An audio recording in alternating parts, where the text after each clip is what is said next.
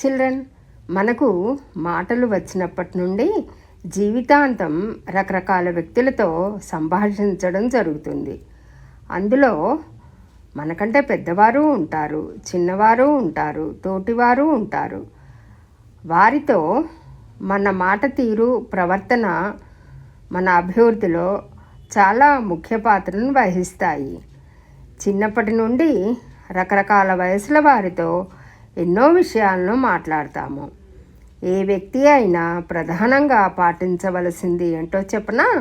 మనకంటే పెద్దవారితో మర్యాదగా మాట్లాడడం, మనకంటే చిన్నవారితో అభిమానంగా మాట్లాడడం, తోటివారితో స్నేహపూర్వకంగా మాట్లాడడం ముఖ్యం.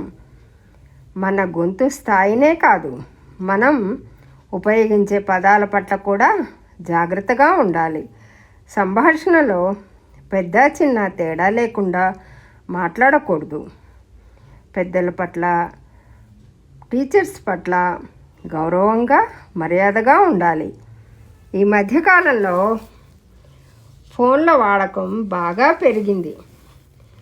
ఫోన్లో సంభాషించడం, మెసేజ్లు పంపడాలు జరుగుతున్నాయి.